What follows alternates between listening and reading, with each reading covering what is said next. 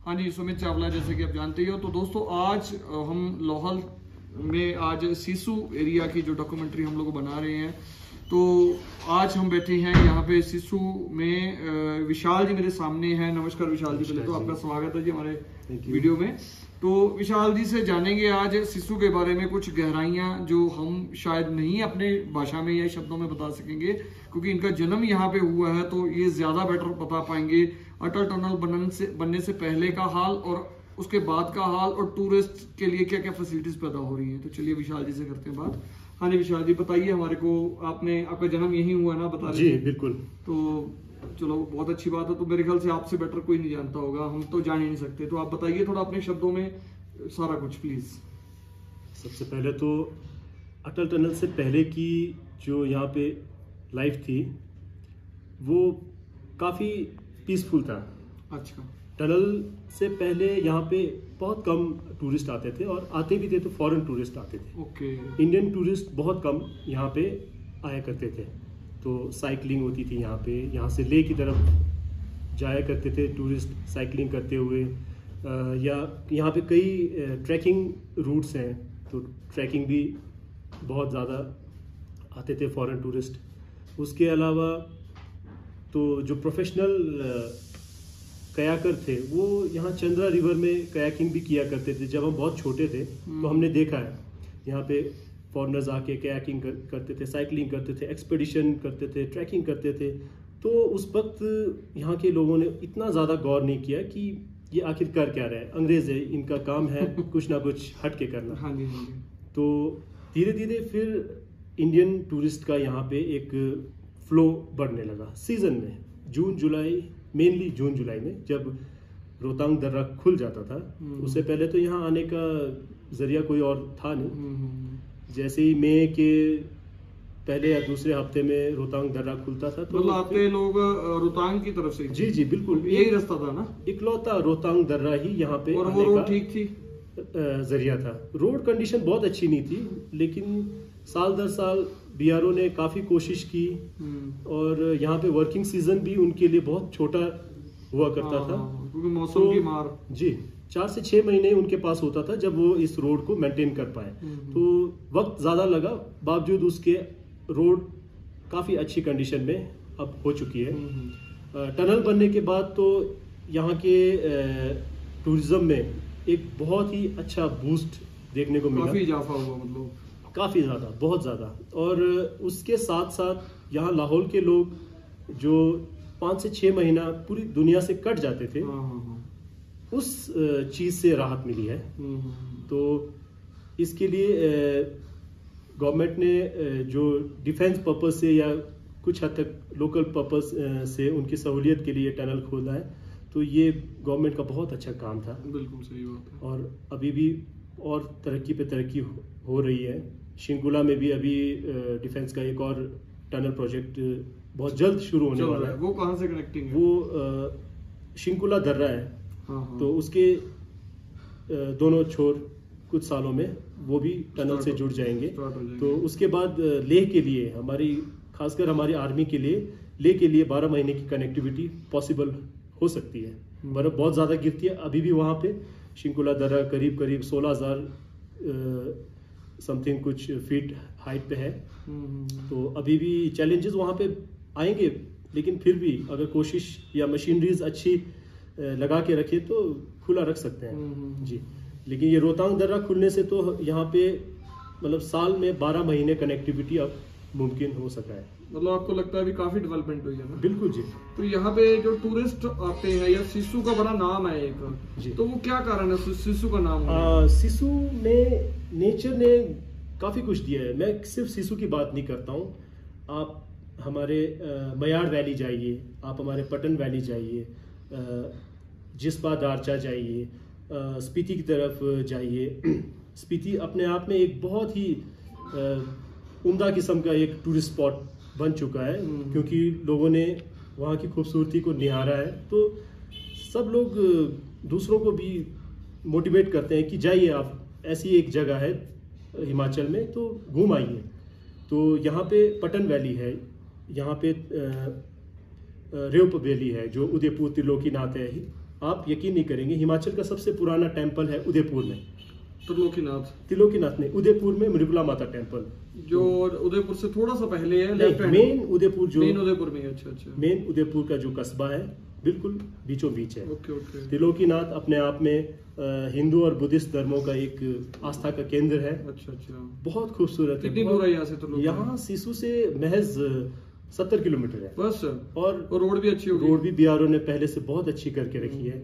Patan valley थोड़ा यहाँ से डाउन है, ग्रीनरी अच्छी है, व्यू एक अलग तरह का है। तो जो लोग टूरिस्ट लाहौल एंट्री करता है तो वो अपने आइटनरी में सिर्फ सिसु, जिस्पा जैसी जगहों को ही दिमाग डालते हैं। ऐसा ना करें, आप उदयपुर भी जाइए, आप मयाड़ वैली भी जाइए, आप तो जिस्पा दारचा भी जाइए, आप कोकसर चंद्रताल भी जाइए। तो उससे ना कम से कम जो टूरिस्ट 1 से 2 दिन के लिए लाहौल विजिट कर रहा है, उनका टाइम जो है यहाँ पे 1 हफ्ता कम पड़ सकता है, अगर वो इन सभी चीज़ों के बारे में पहले इंफॉर्मेशन कलेक्ट करें और फिर अपने प्लान में रखें, ऐड करें। सही बात। तो आप सिर्फ सिसु देख के जा रहे हो। सिसु अपने आप में बहुत खूबसूरत जगह है। यहाँ पे कुदरत ने झरने, झील, नदियाँ, पहाड़, बर्फ और अलग अलग यहाँ पे ट्रैकिंग रूट्स है। यहाँ पे शीती वैली एक ट्रैकिंग रूट है, जहाँ पर आप गाड़ी से उतरने के बाद 2 से 2.5 घंटे अगर आप वॉक करो तो आप ग्लेशियर को टच कर सकते हो। अच्छा जी।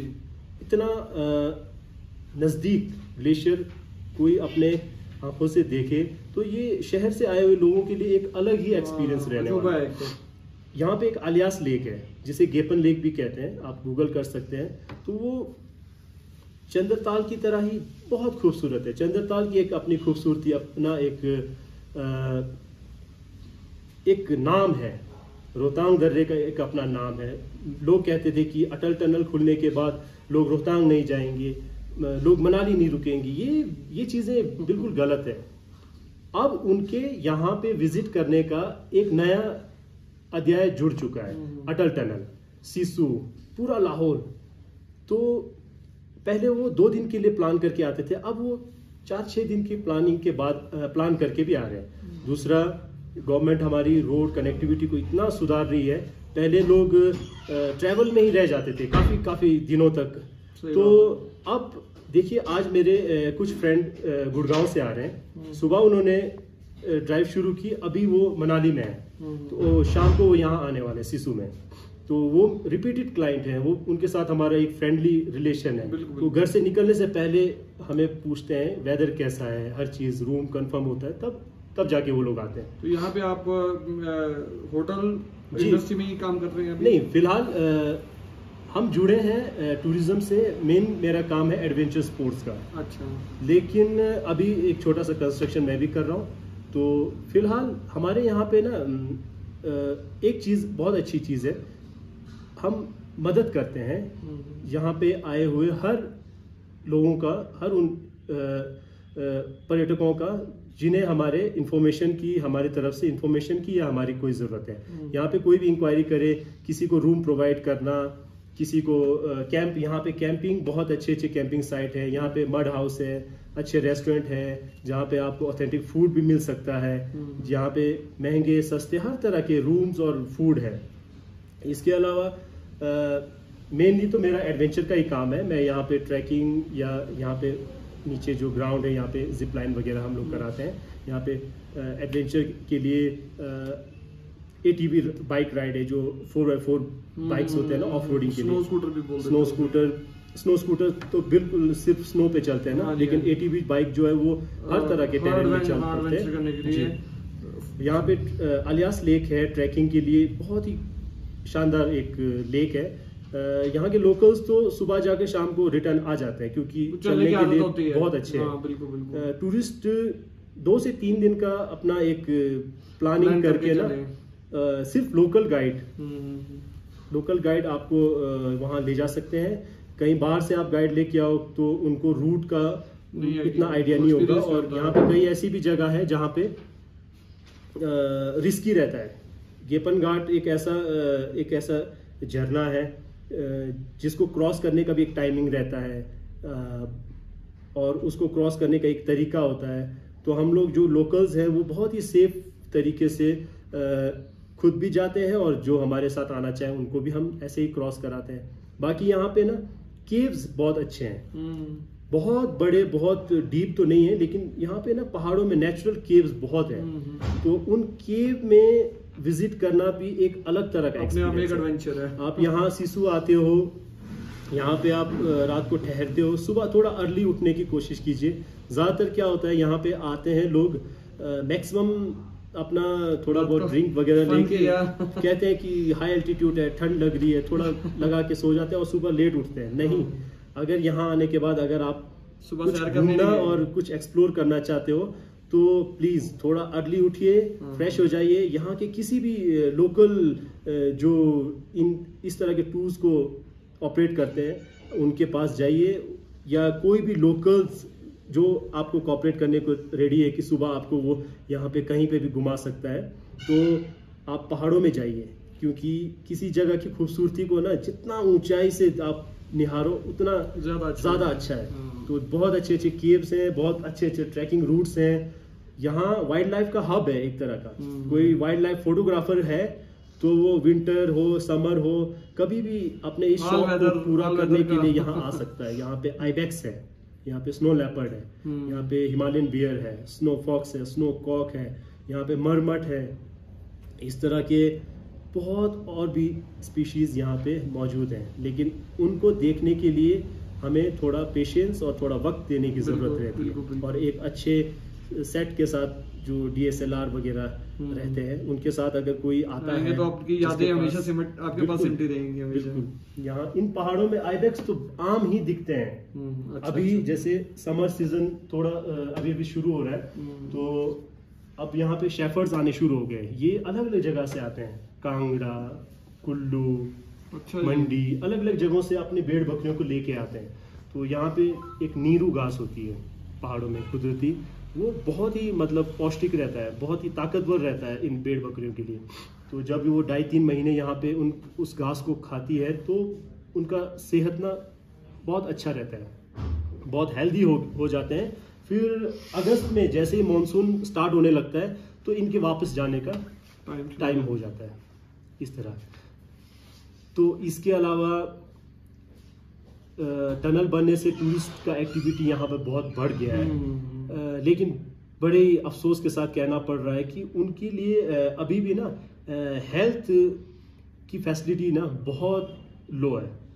यहाँ पे इतने टूरिस्ट आते हैं लेकिन अस्पतालों में जो दवाई का स्टॉक है, जो स्टाफ है, वो पहले की तरह ही 100-200 लोगों के हिसाब से ही सिलती हुई है। अब यहाँ पे हर दिन हजारों लोग आ रहे हैं, किसी ना किसी को कोई ना कोई प्रॉब्लम होती है। मतलब एडमिन थोड़ा कमजोर है यहाँ पे, अब डेवलपमेंट करने कह सकते हैं, है ना।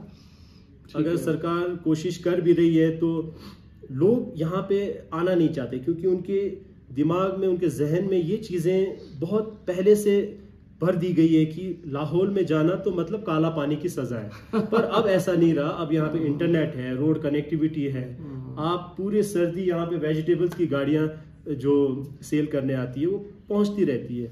दूसरा, यहाँ पे कनेक्टिविटी हर तरह की है, रोड भी, नेटवर्क भी। आप यहाँ बैठ के हर चीज ऑर्डर कर सकते हो, मंगा सकते हो। आप कहीं आपने जाना है, कभी भी सैटरडे संडे आप कभी भी निकल सकते हो। पहले नहीं होता था। पहले दिसंबर के बाद जो यहाँ पे फंस गया वो फिर मार्च अप्रैल तक यही रह जाते थे। तो पहले के एम्प्लॉयज का तो दुखड़ा एक जायज बात है, पर अब ऐसा नहीं है। अब तो हमारे हिमाचल या हिमाचल के बाहर से जो भी गवर्नमेंट एम्प्लॉयज हैं उनको यहाँ पे आना चाहिए। लोग हजारों लाखों खर्च करके टूरिस्ट यहाँ पे आता है, तो एम्प्लॉयज को भी यहाँ पे अपना कम से कम 2 साल का तो सर्विस देना चाहिए। यहाँ के नेचर को समझना चाहिए, यहाँ के कल्चर को समझना चाहिए। उनका भी एक अच्छा एक्सपीरियंस रहेगा अगर वो यहाँ पे टाइम देते हैं। देखिए, एक चीज नोट करने वाली है, हम लोग ग्राउंड से आते हैं, नीचे से आते हैं, पहाड़ों से नॉन हिमाचली होते हैं, तो हमारे को तो पहाड़ और नेचर और बहुत सारी चीजें अच्छी लगती हैं। आप ये सोचो कि इतनी लंबी वीडियो में इन्होंने कितनी चीजें ऐसी गिनाई। मतलब ये तो यहाँ के रहने वाले हैं, इनको तो शायद ये चीजें कॉमन लगती हों, पर कितना एक्सपोज किया इन्होंने इन चीजों को। इसका मतलब वाकई यहाँ पे नेचर खुद आके मतलब हर चीज को यहाँ पैदा किया हुआ है। तो प्लीज मैं भी एक बात हमेशा नोट करता हूँ हिमाचल में कि मैक्सिमम लोग आते हैं ट्रैवल करके चले जाते हैं। सफर मत काटो, सैर करो। यहाँ पे आप लोग हिमाचल में पहाड़ों में हम लोग क्यों जाते हैं? सेहत को अच्छी, मन को अच्छा करने के लिए। तो मेरे ख्याल से मन को अच्छा करने के लिए सबसे पहले सहनशीलता, दूसरा डिसिप्लिन होना यहाँ पे बहुत जरूरी है। आप कुदरत के साथ बातें करो, सच में आप कुदरत आपको इतना कुछ दे देगी, आप यकीन करना, आपको मजा ही कुछ और आएगा। तो विशाल जी बहुत बहुत धन्यवाद आपका, जो इतनी अच्छी इन्फॉर्मेशन दी। इतनी अच्छी इन्फॉर्मेशन शायद ही मैं कहीं से इकट्ठी कर पाता। देखिए, ये हमारा कोई रटा रटाया चीज नहीं है, नहीं, ये तो आपने प्रैक्टिकल निभाया है, बेसिकली एक्सपीरियंस किया है। हाँ। पर देखिए, कुछ हद तक तो हमारी गवर्नमेंट या एडमिनिस्ट्रेशन भी कोशिश कर रही है, हमारे पंचायत के जो लोग हैं, वो गांव के लोग हैं, वो भी बहुत कोशिश कर रहे हैं कि कचरे के लिए कुछ एक बंदोबस्त किया जाए, लेकिन वो नाकाफी है।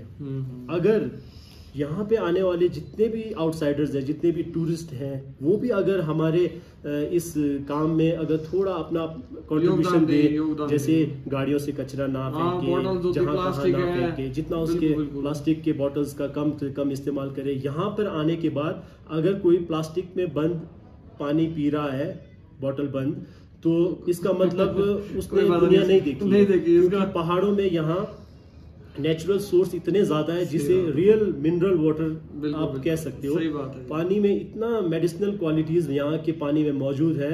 आप सिर्फ अपने खाली बॉटल्स लाइए और यहाँ के किसी भी नल से आप, लेकिन पूछ कर कहीं पे, क्योंकि यहाँ पे ना जो अंदर चढ़ी से जो ड्रेन भी होता है ना पानी, वो भी इतना साफ दिखता है कि वो पीने का मन करे। लेकिन आप पूछ लीजिए किसी भी गांव में कि ये पानी क्या पीने लायक है, तो आप अपने खाली बॉटल्स को भरिए और यहाँ आने के बाद कम से कम बाहर के लोग बॉटल बंद पानी ना पिए, क्योंकि यहाँ अमृत बहता है। तो दोस्तों, ये चीजें नोट करने वाली है। ठीक है, आपको ये वीडियो हमारी काफी लंबी और हो सकता है आपको लगेगी यार ये काफी लंबा बता गए, पर प्रैक्टिकली आप एक एक चीज पे अगर अमल करोगे ना, प्रैक्टिकली सोच के देखना, ये भी अगर आप इसको प्रैक्टिकल लोगे तो कितना मजा आएगा। ठीक है विशाल जी, थैंक यू, धन्यवाद, आपने बहुत अच्छी इन्फॉर्मेशन दी, शुक्रिया। मेरा फर्ज है जी।